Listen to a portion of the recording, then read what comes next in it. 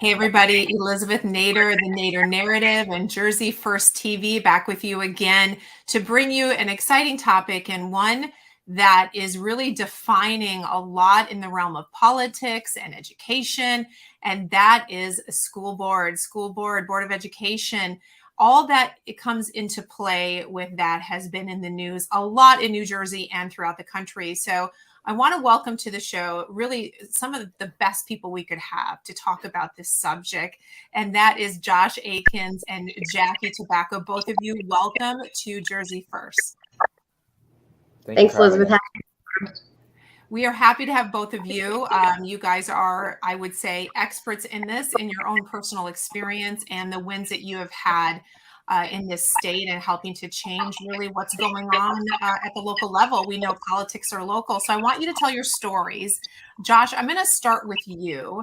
And we've had you on before, but I want you to remind people how you got involved in the Board of Education and how that grew into really a passion for you.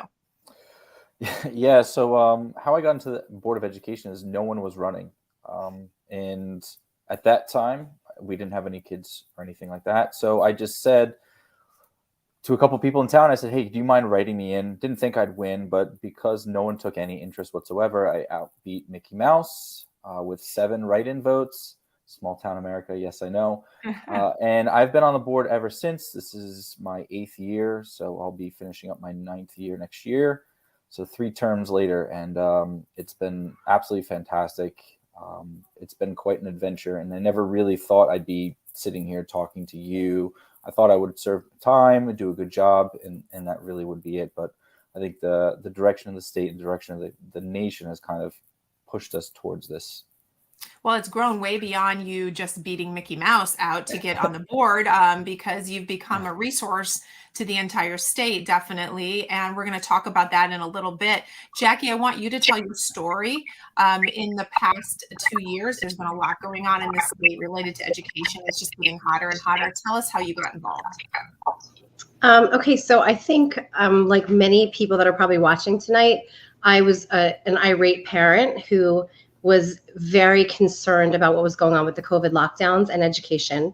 I'm a mother of 4, and my youngest has special needs, and the lockdowns were absolutely detrimental to his life, his complete mental, physical, and emotional state. So I was really, I got involved in trying to advocate just as a parent to our assembly people. Anybody who would listen, I was calling and saying this can't continue. We've all been there. We all know the story of the 2 weeks to flatten the curve that turned into, we might never go back this year. And virtual learning was not a success by any means for me or for many of the people in my town.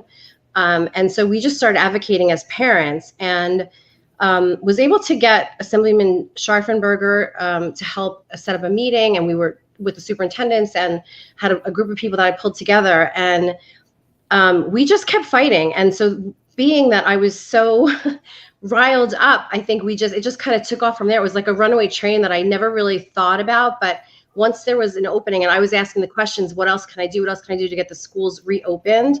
That seemed to be the natural answer, was to get a seat on the school board and really have a vote and a voice and a bigger voice. So when did you get that seat? What was the timing for you?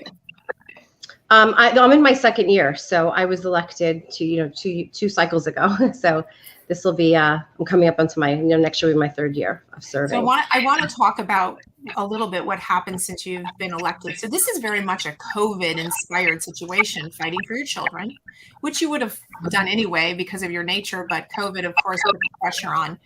You get in, you get on the school board, and the heat really turns up with Governor Murphy. Can you tell the story specifically about what happened with the mask mandates and the decision that your Board of Education made that kind of made state news and, created even more of, attention really between you and the governor's office, and something that other school boards, frankly, were trying to emulate, what Middletown did. Tell us a story. Yeah, so we were obviously, one of my platforms I ran on was really against the mask mandate, and it was a constant issue for us. That was something that I really saw. Even though the schools had reopened, the mask mandate was really interfering with learning, and we kept fighting. And when Governor Murphy, we passed a policy that we were going to accept parental testimonials for mask exclusions. Based on, we had a population of parents that kept sending us these heartbreaking emails and coming to me. We had 200 or 300 people at every meeting. Parents are crying. They're bringing their kids. Their kids are crying, talking about, nightmares, bedwetting, speech delays, you name it. It ran the gamut. Anxiety disorders, psychological disorders that were being diagnosed. Not being able to recognize their teachers' faces or have friends, socialization. There were so many issues, and I'm sure everyone's familiar with all of the detriments of mask wearing. And we said we were going to take, we looked really carefully at what his mandate was, and there was no language in there to say we couldn't, who had to decide, who decided you could have a mask exclusion. So we said we were going to accept parental testimonials, and if we decide that parental testimonial really is meaningful, and we're showing a demonstrable need for a child not to wear a mask in school, we're going to accept that. And once we accepted that, and we had our attorney obviously review everything, and we voted on it. And once we accepted that, the next day Murphy came back to us, and really his, the attorney general was all over Middletown, and he changed his EO to reflect what we were trying to do. So. Well, I want to give you guys so much credit, because I know I had people calling me asking, what do we do private schools? And I said, go check out the resolution from Middletown. And you looked at the language very specifically, and you clearly took a very reasonable legal approach to this, which was brilliant. And of course, then he changed it. I got to switch here to Josh for a second, because I love the story of what Jackie and the board did there. But, the difference, Josh, honestly, with other boards is quite striking. We don't have boards like this all around the state. We were seeing a much different picture. We were seeing parents crying, standing there, but with boards that were just sort of looking at them with really no empathy. We have a lot of stories on the other side, don't we? We do, right? So what happens is, and Jackie can attest to this because I know she's heard these stories too, is a lot of board attorneys and superintendents, they just tell the board, you can't do this stuff. And as a new board member, because it's a very transient position, they believe it. And they don't really sit there and ask these questions. They don't do what Jackie and Frank and the rest of the board did in Middletown. They don't go and peer through these executive orders and try to find loopholes. They just say, okay, then that's what I should do. And that's where they go to the public. And when they tell the public, they say, we can't do anything about this. So when the parents come to us, or these groups come to us, and they're angry, they're saying the board's hiding. They don't. A lot of the times, the board members, they really just don't know. I don't think that they had necessarily an agenda.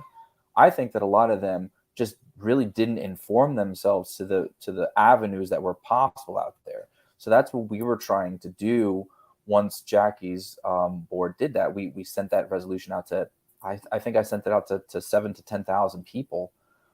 Because I said, use this, let them know, let your boards know that you can go forth and conquer it. We weren't trying to break any of the rules. We were just following the rules, but we were leveraging the language in the executive orders. And there was a lot of gaps in those executive orders, as many as he created. And I think from there, we continued to look for those holes every time he put out a new executive order. And it was a shame that we got stuck with the one where the teachers had to be tested if they weren't vaccinated every week. Yeah. It's still there. Right. It's still there. People forget that it's still there. And this is really the brilliance behind it. And I think, Jackie, what your board proved to the rest of the state is what Josh is saying. Often I think these boards are saying, look, it's not us, parents. I know you're upset. We can't do anything. But in fact, couldn't they do something? And the creativity and desire to really stand up and represent your parents because you were elected to do so and push back against the governor it was a historic move, which I think is making a huge change. Now we have a similar situation with the curriculum. Jackie, is that also somewhere that you guys are looking to push back against the governor? So we did push back, in fact, and we did advocate to Senator Gopal and to Senator O'Scanlan, everyone that we could in our district. And we, again, this is a case, and I've talked to other boards about this. This is a case where you really have to understand that there might be state mandates, but the board ultimately approves the curriculum and the resources. So the more that work that you want to put into it, and the more that you want to delve into reading every single word on a piece of paper that's handed down to you is the more that you're going to be able to manipulate and maneuver your board to reflect the needs of your community. There are many other communities that are fully willing to accept those sex ed curriculum guidelines, and Middletown was not necessarily one of them. So we really had to look carefully. And while we did not, we also need to be protective of our district. So we don't want to put our district in legal jeopardy or put us at risk of fines or taxpayer dollars going out the door to defend anything that we're doing. But we do want to take a careful look, and we want to be responsible. It is not enough anymore for everyone to just take what gets handed to them and accept it and vote yes on it. You have got to dig deep.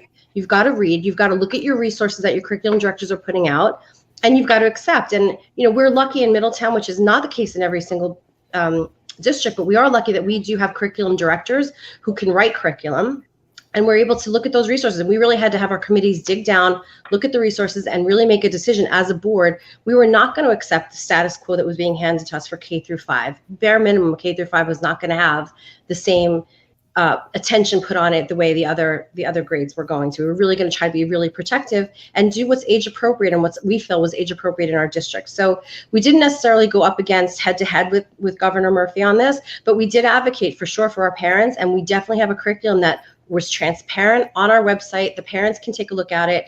We're open to having meetings before school starts, and we did an opt-in curriculum permission slip rather than an opt-out, which makes it, you really do have to know what you're signing your name to and what you're going to be teaching your children. And we just respect the parents.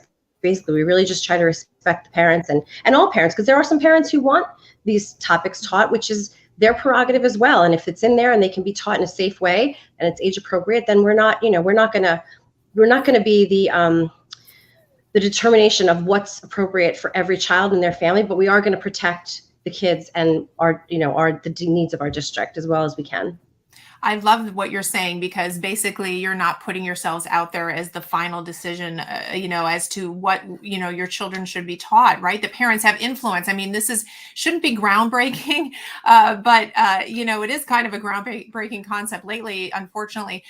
Josh, what they've done there is really, it just needs to be applauded, and it's a model for around the state. I think what it does is give people hope that elections actually do matter. And so if they do elect certain people, they will have a voice.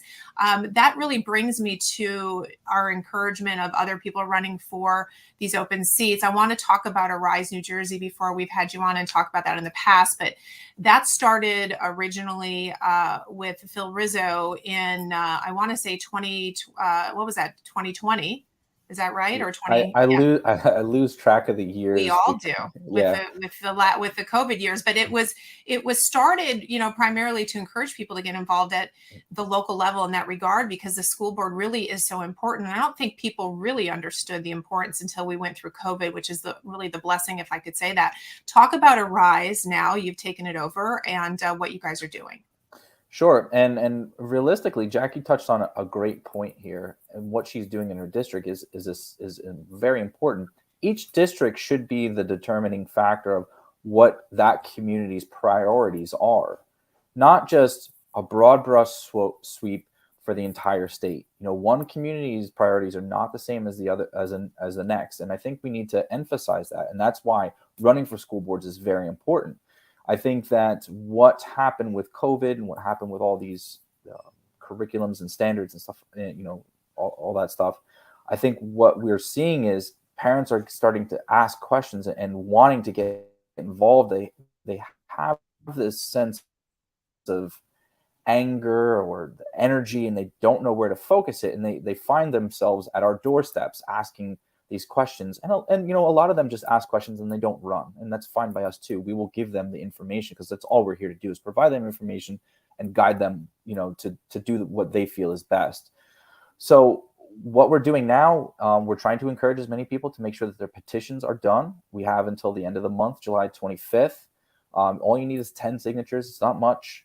You can sign your own. We encourage them to go out and talk to the public, go out, talk to their friends and family, whoever in the community, the parents of other kids that you may have extracurricular activities with. Just go talk to them, get a feel for what that community's, sensing. And you're probably going to be surprised that no one cares about your political affiliation. You know, a lot of people want to say that our organization is right wing or something like that. You know, we helped a lot of Democrats get elected last year either. We don't necessarily concern ourselves with your political agenda in terms of, you know, foreign affairs, taxes, stuff like that. We want to make sure that you're in this for the right reason, and that is to make sure that your community's priorities are being reflected at your school board. Well, it's interesting you bring that up because I think fighting for your kids is really not about politics and shouldn't be, right? And you know, Jackie, to you, you got into this because of your kids. Your kids were hurting, kids around you were hurting. When you decided to run, was this a political decision for you? No, not at all. Not at all. But you know, it's an interesting point because it seems to be you know, it becomes very partisan when you're trying to fight the person in power and who's sending down the woke curriculum and all of that stuff. But that doesn't mean that that viewpoint represents every single person in your community. And it doesn't mean that Democrat or Republican, the commonality is being a parent and wanting to protect your kids and wanting your kids to be educated. So I have a lot of parents who there's not even a conversation about politics. It's more a conversation of you know, we're 2 years into finding out that all of these kids are behind in their actual reading, writing, math, you know, major life skills that they need. And the focus, many parents don't care about any politics. And you know, we always try, Josh and I have had this conversation before, we're trying to keep the politics out of the classroom and keep the focus back on, we've got to get these kids caught up. We've got to get these kids where they need to be mentally, of course, is a huge issue in every school right now. And back to, you know, the actual reading, writing, math skills that are lacking and critical thinking and all of that stuff. So we keep trying, I kind of feel like we're like almost the gatekeepers. Like we keep trying to remind everyone, like, this is not the arena for everybody's politics to come into these kids' daily life when they're sitting at their desk in front of a teacher. This is where they come to actually learn the skills they need and the topics that they need to learn. And so that's kind of how I feel like we're really, even though it becomes so politicized, and I don't think there's anything necessarily, you know, right, wrong, whatever. It's just the nature of the beast of how it's become politicized. But we all need to sit there. And I tell everyone who asks me about running, when I go in there, my job is to literally, the teachers have their teachers union representing them, and we have the school representing their needs, right? You have the district's asking the board to approve things, and who speaks for the children at those meetings. And that's where I always come in with, I'm here to be the voice of the children who are not represented. So that's my feeling. I don't sit here and say, I'm trying to represent a Republican point of view or trying to, you know, fight the Democrats. It's not that. It's really about protecting the children as best as you can and keeping the focus on school and what needs to be taught. Yeah. In my opinion, anyway. No, I love how you say that. And I think what happened is we were going along with life, assuming that our children were being taught all those things, and perhaps they were in better ways than not. But when COVID hit, it pulled back the cover on some things maybe that weren't happening that needed to. So sort of the spotlight, you know, got on the schools here. And we have really lost our way, right? Teaching the things that will make us competitive and making sure our kids are okay. Josh, in terms of parents who are concerned and may think that they want to run, what, in your opinion, makes a good Board of Education member? What's the profile of someone who will do a good job and represent their community? The first and foremost is listening, being able to hear what other people are saying and having an empathetic ear, not just listening and saying, oh, I don't believe in that, or I don't like that. While you might not like some of the things you're hearing, you need to understand the position of why some of the people in your community are taking that position and digest that, and then come back with a policy or a position that, you know, might reflect that, or it might not, but at least you can address them in an honest fashion and say, listen, I heard what you said and I understand why you're saying it, but here's why I'm taking a different position, and here's how that will benefit your children and the other children in the community. So listening is essential. Being able to speak, obviously, you don't have to be the most articulate human being on earth, but you need to be able to get in front of people and talk to them. Don't be afraid to go talk to your neighbors. I mean, we've talked about this before, Elizabeth, especially at your event. You know, this is about building strong communities. While the school board is the focus right now, that is the backbone, that's the spine of your community.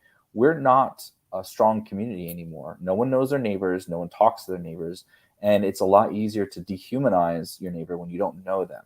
So what we're trying to do is eventually throughout this whole process is hopefully make better communities and stronger communities where people can say, hey, hey, Jackie, you're my neighbor, nice to see you, have the kids, and I think that would make a better situation for all the other division that we're seeing through every other issue across the country. It's such a good point, Josh. It's such a good point. We've lost that. And we really need to get back to the local neighborhoods and understanding who our neighbors are. And, we've just become so isolated. And this isn't even COVID. It's just where our society has gone. And you're right. What a difference it will make for us to heal those things locally and have that good conversation. Jackie, when you talk to people who say, hey, I want to run, how did you do this?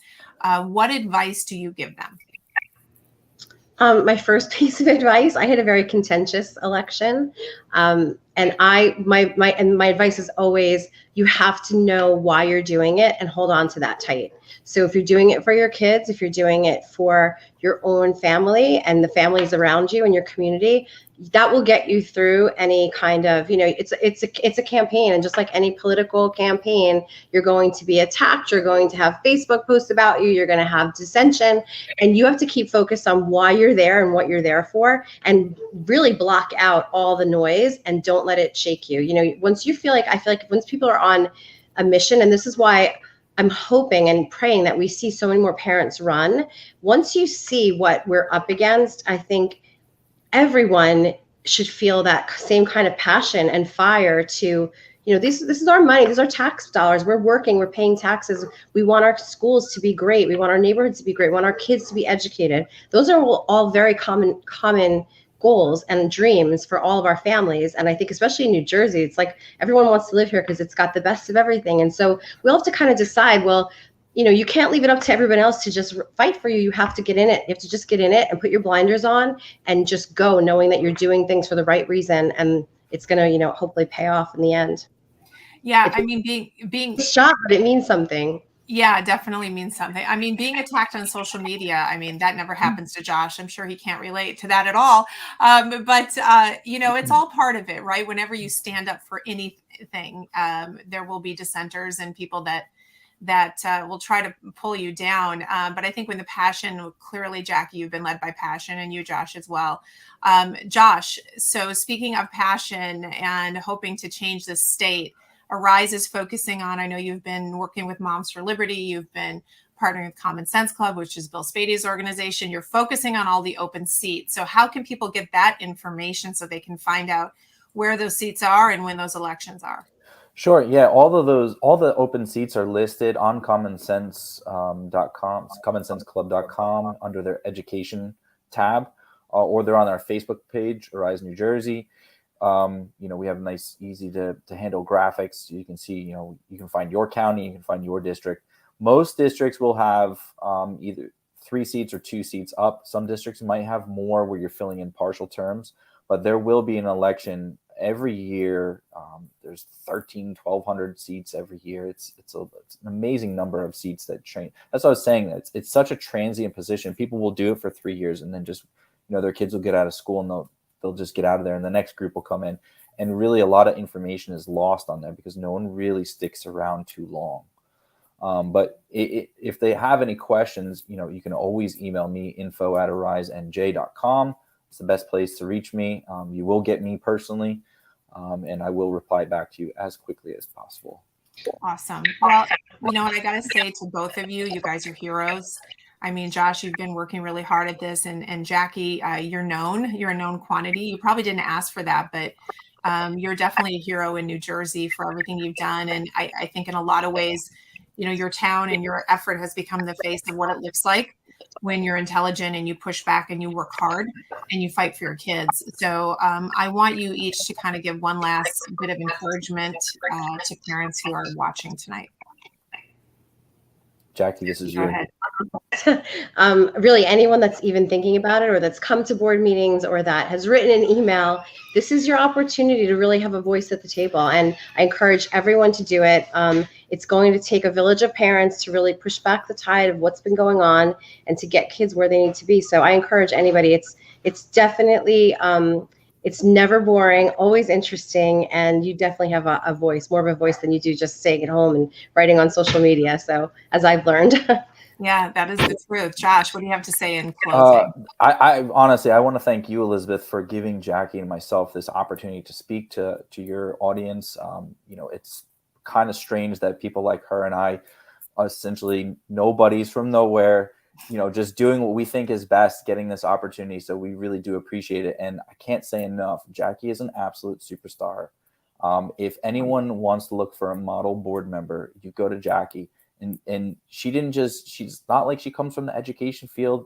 She did this on her own. She works hard. She puts in a lot of time. And that's all we're asking for is defend your children's rights, defend the rights of your district, have some sort of passion for what you're doing, and give it your all. And that's, I think Jackie's 100% the most, she's the perfect example of that. So. Yeah, I agree with you. I think she deserves to be on a poster somewhere. But anyway, Jackie, it is not a wanted poster, though. Thank you both so much, really, for all the kind words and for this opportunity to speak to everyone. And I hope that whoever's out there watching really just jumps in the fray and becomes a part of the Board of Ed, and we get some more great parents on board and help some more kids. Thank you so much. Yeah, absolutely. And Josh, we're all kind of nobody from nowhere. The truth is we're all just people who really want to have a better life and want to leave a better life to our kids and want to make sure they're okay. I think that's impetus enough for us to use our gifts and talents in the way that we can. So you guys are doing that. I'm trying to do that. Let's all keep fighting together. Thank you to both of you. We will have you back. You guys have a lot more ahead of you, so we'll be watching you. So thanks again, guys, for coming on. And to my audience, guys, we'll see you next week. Thank you.